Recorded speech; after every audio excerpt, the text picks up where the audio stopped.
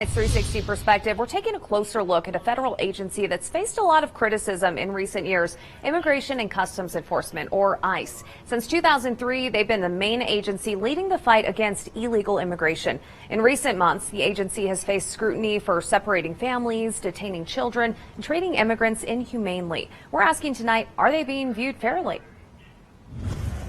Power to the migrants! ICE has dealt with public protests in multiple American cities. In Aurora last week, hundreds of anti-ICE protesters showed up at the home of ICE facilities warden. The director of ICE's field office in Denver says his agency is deeply misunderstood and that they go after dangerous people such as human traffickers, drug dealers, and some of the worst offenders. We are doing our job. Over 85% of those that we target and arrest have been convicted of a crime or have been charged with a crime. The way he sees it, agents are just enforcing the law, and those who oppose what their agency does need to take their concerns to lawmakers.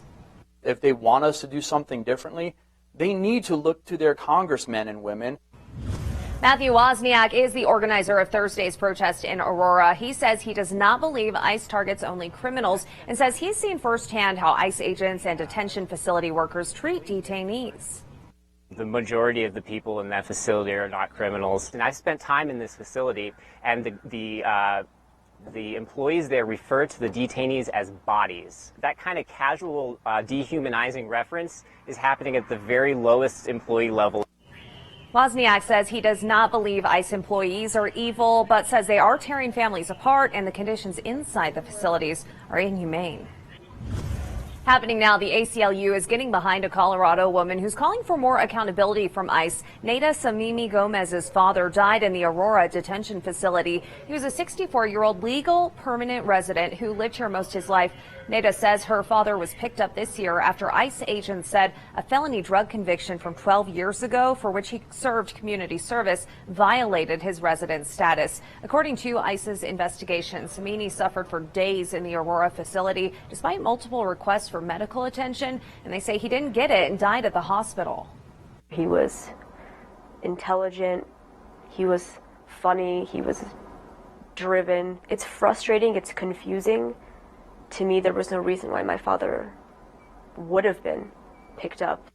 The ACLU is fighting on her behalf, demanding lawmakers come up with policies that allow states to regularly inspect conditions at federal facilities.